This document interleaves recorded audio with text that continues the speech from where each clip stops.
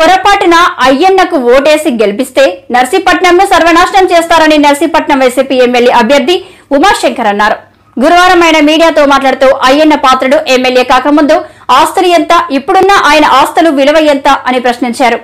ఒక్కసారి మీ ద్వారా ఆయన పద్ధతిని ప్రశ్నించేది ఏంటంటే, ఈ రోజు 1983 సంవత్సరంలో నీ ఆస్తులంతా, ఈ రోజు ఆస్తులంతా. ఇదే 1994లో అందరు నియోజకవర్గ నాయకులందరూ కలిపి ఒక జీప్ కొనిచ్చారు.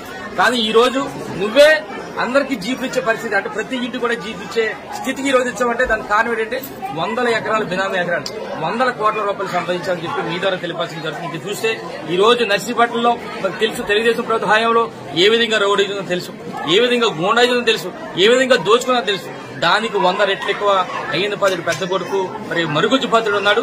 రేపు రాబోయే రోజులు ఆయన దృష్టిలో పెట్టుకుని నియోజకవర్గ ప్రజలు కానీ ముఖ్యంగా మున్సిపల్ ప్రజలందరూ కూడా ఈ ఒక పొరపాటున దృశ్యాలు మీకు చూపించే ప్రయత్నం చేస్తాం.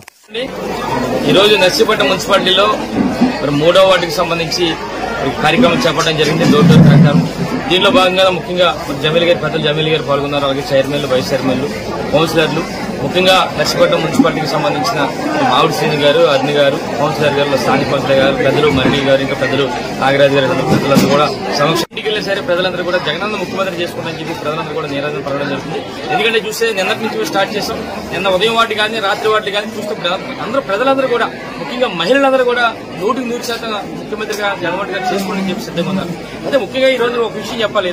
ఈ రోజు అయ్యన్న పాత్రుడు మాట్లాడతారు, చాలా మాట్లాడతారు, దోపిడీ అంటారు. మాట్లాడితే ఒకటే విషయం మీ దాకా ఈ నియోజకవర్గ ప్రజలు కానీ ముఖ్యంగా నర్సీపట్నం నియోజకవర్గంలో మున్సిపాలిటీలో పెద్దలందరూ కూడా ఒక విషయం చెప్పదలుచుకున్నారు. ఇందులో అందరూ కూడా అఫీషియల్ చాలా మంది ఉన్నారు, లాయర్లు ఉన్నారు, అలాగే టీచర్స్ ఉన్నారు, డాక్టర్లు ఉన్నారు, వ్యాపారస్తులు ఉన్నారు. అందరూ కూడా అతన్ని ప్రశ్నించేది ఏంటంటే, ఈ రోజు 1983 సంవత్సరంలో నీ ఆస్తులంతా, ఈ రోజు ఆస్తులంతా.